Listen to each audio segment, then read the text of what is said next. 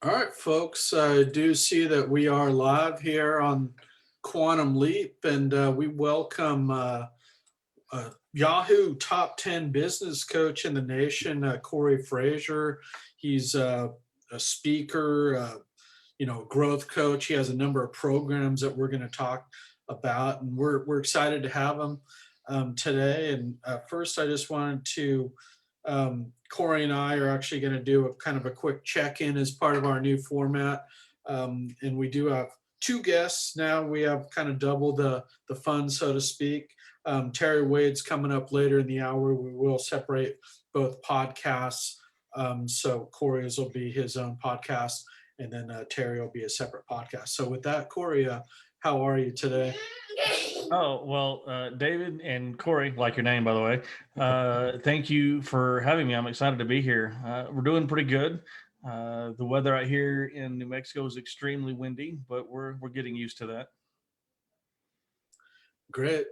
And I was actually just on with Corey earlier. He's giving me some coaching about some new projects that I'm launching. This is Cory and I. I'd love to talk to Corey Frasure about them as well. I'm sure he'd have some good thoughts about a self-image workshop I'm putting together about how to get people started on video. And him and Gail were giving me some great advice about how to launch that. And we actually have a speaking event coming up with Cory and I and myself in mid-May, May 18th, I believe, at 1 o'clock. So we're really looking forward to that, to carry the message of Quantum Leap. And is there anything else you want to report, Corey, that you have coming up, or wins for the week, or new programs? And I know. Yeah, Gail and I have been working with a writing coach to help us kind of nail down what our Lift program is all about. So it's our online membership community for coaches and consultants, especially the creative, purpose-driven type.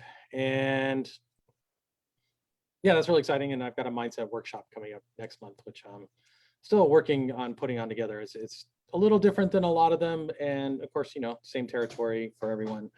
The difference is we're using meta profiles from NLP, which I find fascinating.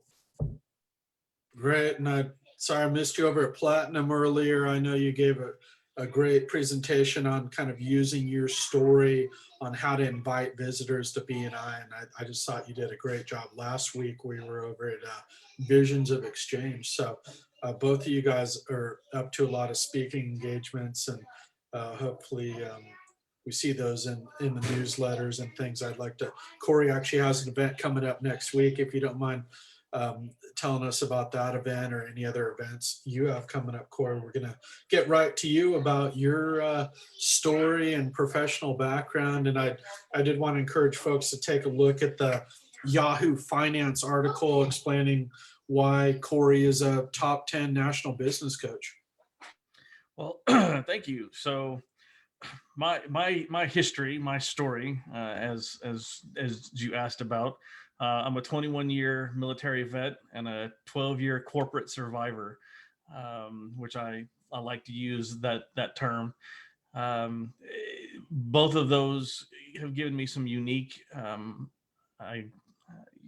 insights into dealing with people and dealing with business, and dealing with situations.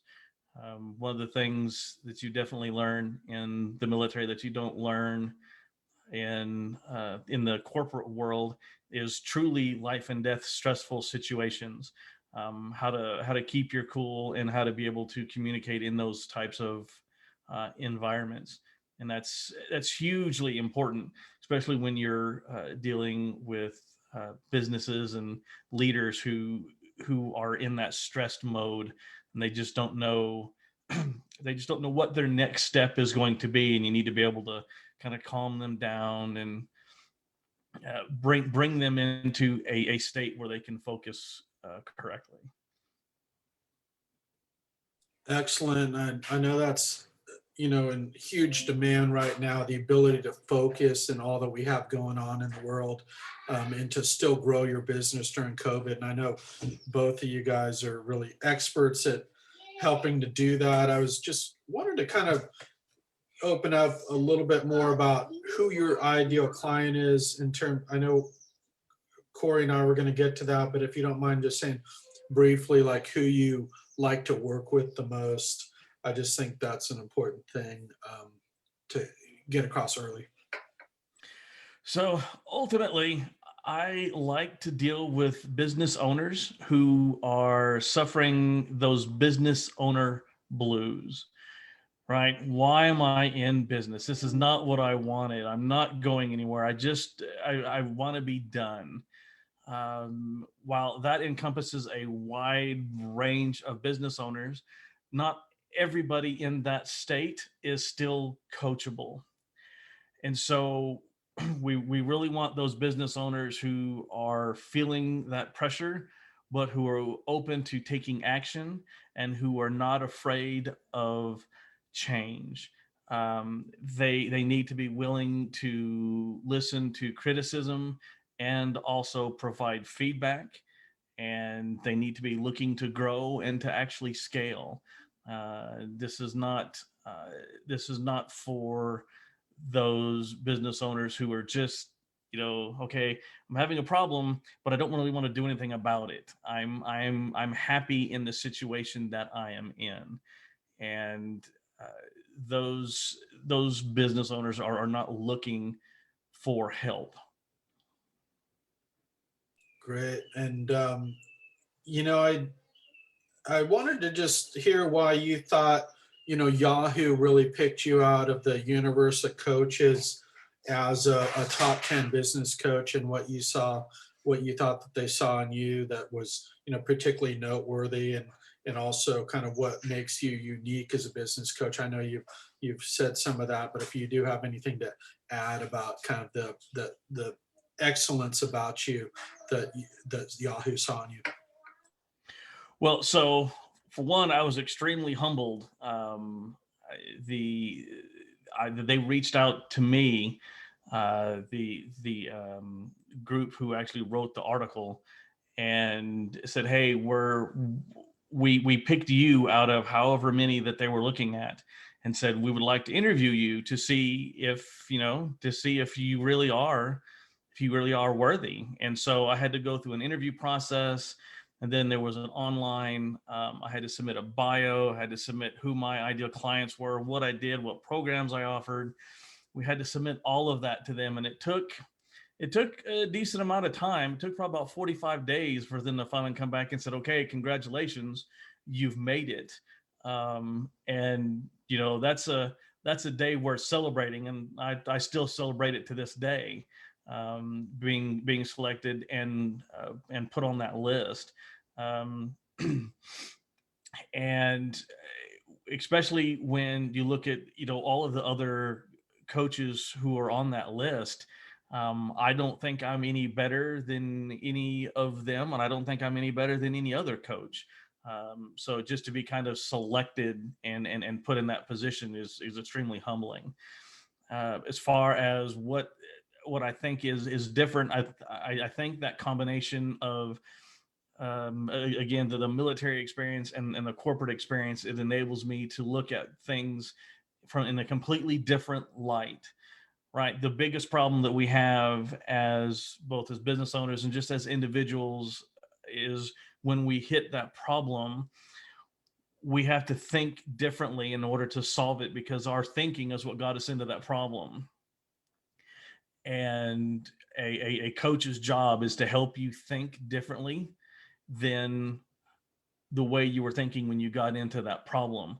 And that's one thing that both working in the military teaches you very well how to do. And when you take that and apply that in the corporate world, and you learn to start looking at business problems just completely differently.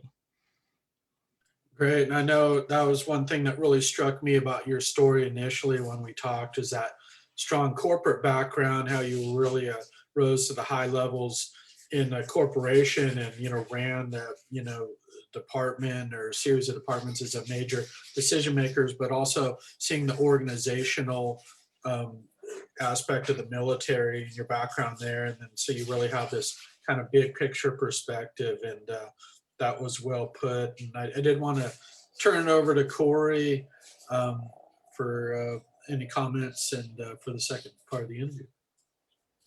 Yeah, thank you, David. Yeah, I definitely, I think we're very different in our approach to coaching, which I think is interesting to just kind of highlight because, you know, if somebody who came to me were right for Corey, I'd pass them along in a second. I've been working with somebody who came out of the military and a corporate background and probably would respond really well to what Corey has. Whereas I come from a very small business, project management oriented background where people wear every single hat. So it's just kind of a natural fit. And so people who want that, that's who I work with best. And in fact, one of the things I'd like to ask is, especially, you know, given the kind of clients that you're dealing with, and I love that idea of, you know, people who are just like tired of it, but they're open to, you know, some ideas on how they can actually make this work. What would be the keys for them and anyone else for generating strong business growth during this pandemic and including the economic crisis that may be ahead too?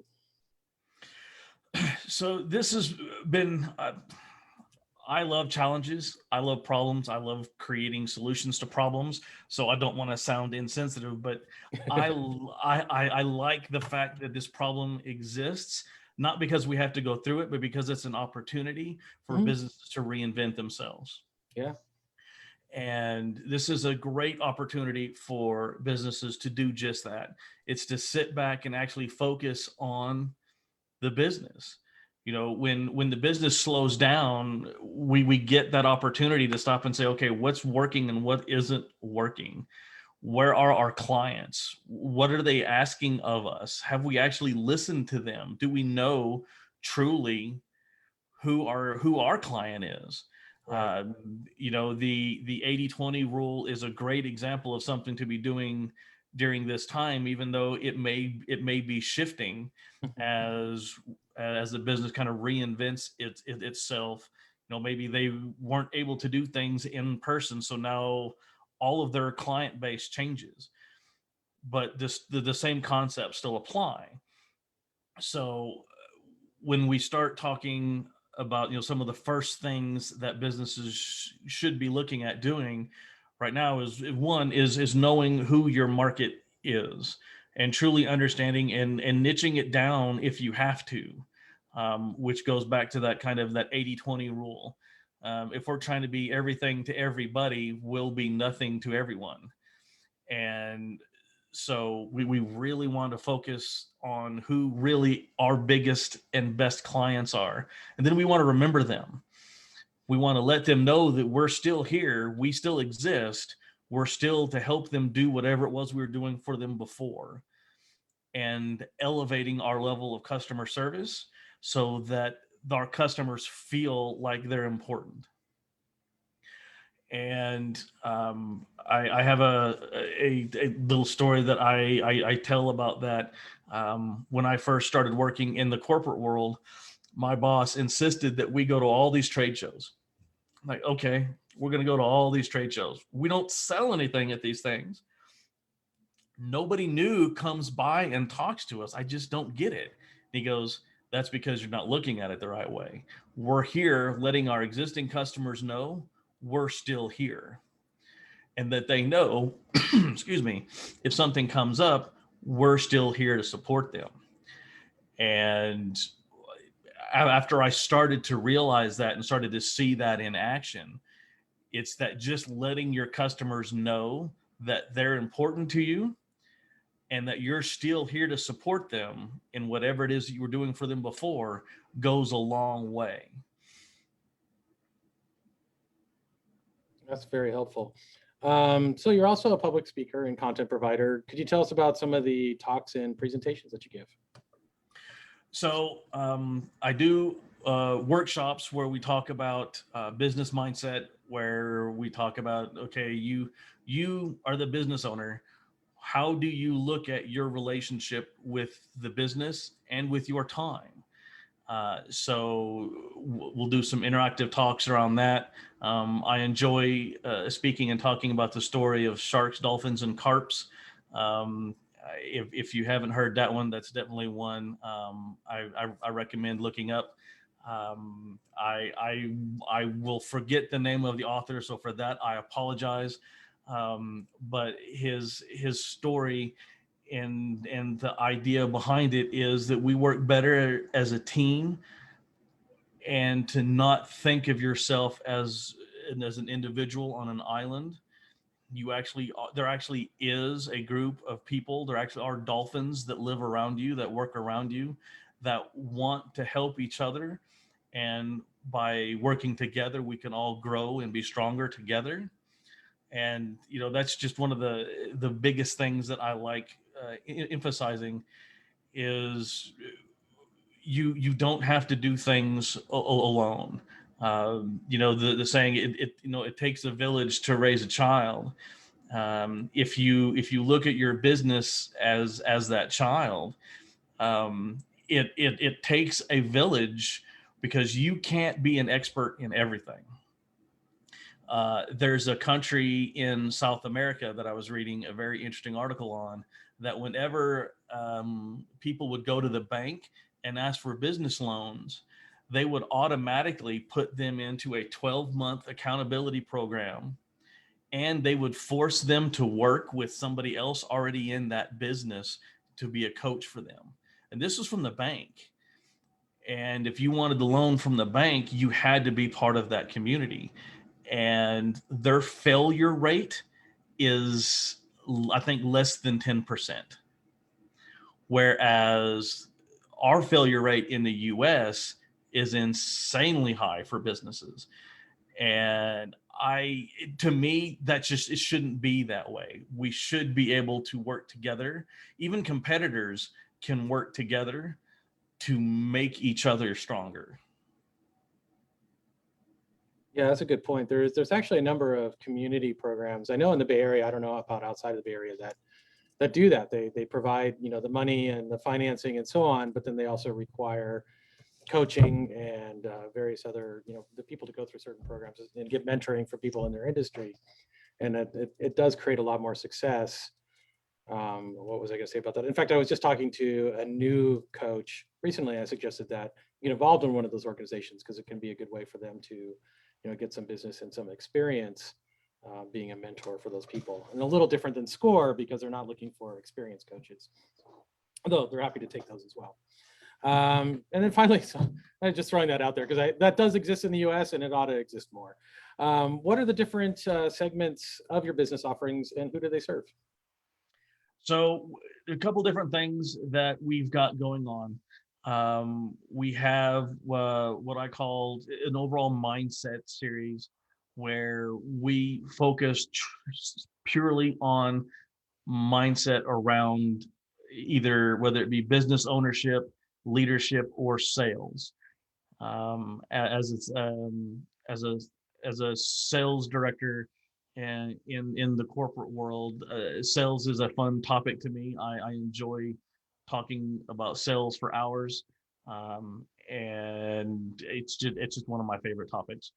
Another thing that we have is I work with a group of international coaches, and we have a program that we call Get It Together, where we take businesses and we 10x their business in 12 months, which is a very exciting program that we've got going on. And we look at very specific strategies to rapidly scale a service or knowledge-based industry. And then we show them how to go from grow mode to scale mode, which is where we start working on pulling them out of being in the business and focusing on it, and continuing to do this same process over and over again. Then the last thing that I'm a part of is helping veterans. We have another group of coaches that I work with, where we help veteran-owned businesses learn how to use their veteran status in the corporate world for set-asides. In the government sales world, they have set-asides, whether you're a woman-owned business, a veteran-owned business, a minority-owned business. They've got all these set-asides. Well, those set-asides actually exist in the corporate world also. Matter of fact, most Fortune 500 and even a good chunk of Fortune 5,000 owned businesses have committed to doing that, have committed to putting set-asides for these types of businesses. And what we do is we help take a veteran-owned business ramp them up to be able to support a contract with a company that makes, 700, 800, 900 million dollars in sales a year. And if you're a veteran owned small business and you want to play in that world with them, we show you how to do that. We get you where you can use your status and then show you how to grow and scale, where you can be able to be a provider for those businesses. Great. Corey, feel free to jump in. Corey, not if you have any follow-up or thoughts. I've just been impressed with kind of those 3 tracks that he has to his business. And he also does, workshops or speaking on some of these, if, the mindset series, and, I know you're, very sales centric to really do what you did in the corporate world. I know your success at sales has been a big part of that, and that's what a lot of folks struggle with. So I also thought that if 10xing your business, we call that a quantum leap on our show. So we definitely have an interest in your strategies there. And you're working with an international community of coaches is fascinating. And of course, the focus on veterans and veteran-owned businesses is hugely impactful. I actually have a great person for you to connect with who's in the Air Force Reserve. She's actually a business owner in that field too, and has a lot of great connections. So I will connect you with her. She's actually coming back from duty here at the end of April, so to speak. So good. Well, I did want to kind of just regroup on if folks missed the first part, just to kind of reiterate who you are looking for out there in terms of who you would most want to work with and how they can get in touch with you to see if you might be the right fit. Well, absolutely. I appreciate that. So we're looking to talk to business owners who often say to themselves, I've given up on this idea of having free time. I've given up on taking vacations or 2-week or 3-week vacations. If I'm gone for 2 days, the business will just collapse without me. Those types of business owners who have come to those realizations or aren't quite there yet, but know that there's something that needs to change because it's not where they want it to be. They didn't start their business to work harder than every other employee in the business. And we want to show how that can change and how the business is actually an asset, and it's not something that should be sucking the life out of you every day that the lights are on. And you can check us out at tgcabq.com or coryfrasure.com. Those are the best ways to get a hold of me. And I look forward to talking with anybody who wants to learn more. Great. Well, thanks for coming on, Corey. We'll look forward to having you back at some point to maybe drill down on a couple of these issues or get an update on a few programs as well that you have. And we actually have a new format too, where you can present on one of those topics, and do keep us in the loop on some of your upcoming workshops and speaking engagements. So Corey, did you have any closing comments before we let Corey go? No, thank you for being here. And thank you, David, for putting all this together. Great. And I will put the links to Corey Frasure's, we call it a freebie in the chat, in the comments, so to speak, also how to get a hold of him. And you can take a look at that Yahoo Finance article on why he is a top 10 business coach in the nation. So we were grateful to have him today. And thanks so much, Corey, for being here. Thank you, gentlemen, both for having me. And I will say, Corey, I see your rotary pin and I applaud you for wearing it. Oh yeah, I was just presenting earlier, so I figured I better wear this continuing on. But David's also a member. He's actually, I brought him into the Oakland Rotary, and he's more active than I am, and I'm really proud to have brought him in. You should be wearing your sponsor pin. Oh, I don't think they ever gave me one. Oh, you should talk to somebody about that. Yeah, I will. Thank you. Everyone, I'm going to cut the broadcast off here. We can stay on for a minute. And I'm